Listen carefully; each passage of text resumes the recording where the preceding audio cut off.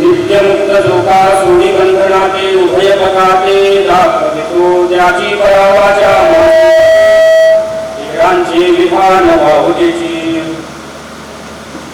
प्रस्तुत प्रसंगी प्राप्तस्थळी संप्राप्त सेवेकरिता घेतलेला अभंग हा मानव संप्रदायातील सुप्रसिद्ध कवी जीवनशास्त्री म्हणजे माझाच आहे.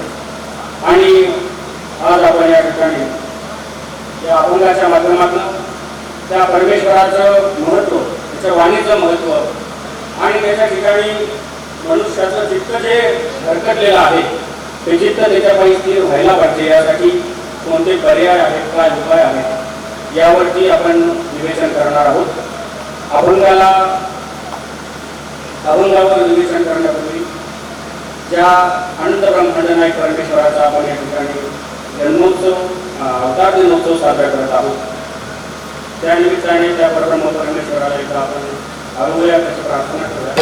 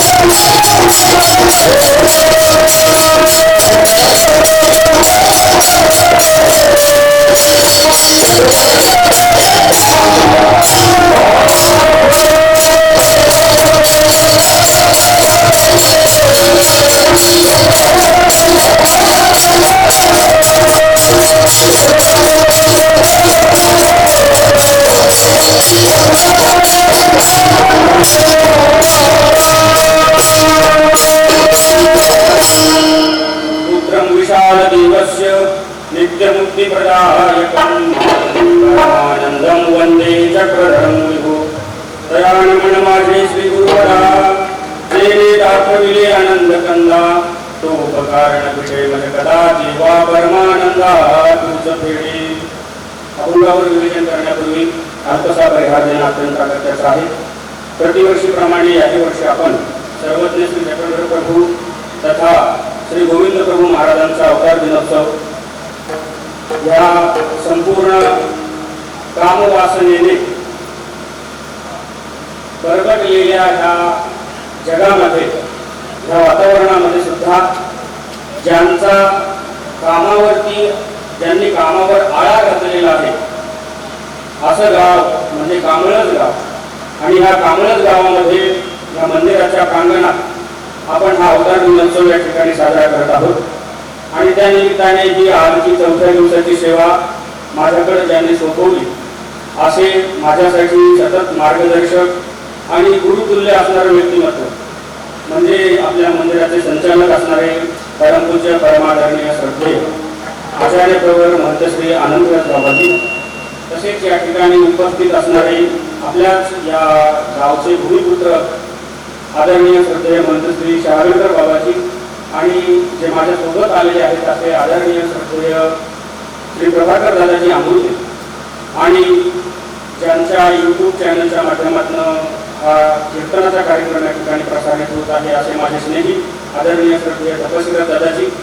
आणि ह्या कीर्तनाकरिता अगदी असं विपरीत वातावरण असताना सुद्धा म्हणजे पाऊस पडतो आहे, जरा उशीर देखील झालेला आहे, तरी सुद्धा ज्या आत्मीयतेनं जी मंडळी या ठिकाणी उपस्थित झालेली आहे ती सर्व वासनिक जे काही मातृतुल्य पितृतुल्य मंडळी आहेत, बंधू भगिनी आहेत, काही बालसमंडळी सुद्धा मला या ठिकाणी दिसत आहेत.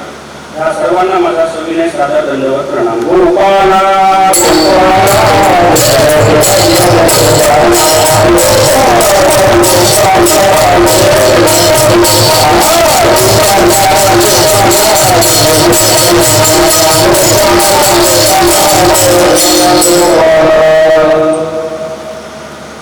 नित्यमुक्त लोकासोडी बंधनाते उभय पथाते दाखवितो त्याची परावाचा माशी प्रमाण धीराची विधान व्हावगेची. त्या भगवंताने या संपूर्ण सृष्टीचं सृजन आपल्या प्रवृत्तीच्या माध्यमातून केलं. अशा त्या आनंदगण परमेश्वराला आपल्याकडे असणारा आनंद कुणाला तरी द्यावा अशी प्रवृत्ती उत्पन्न झाली आणि मायेच्या तमोविभागामध्ये जडमूळ पडलेल्या जीव या पदार्थाला हा आपला आनंद आपण देऊ शकतो, कारण तो हा आनंद घेण्यासाठी पात्र आहे.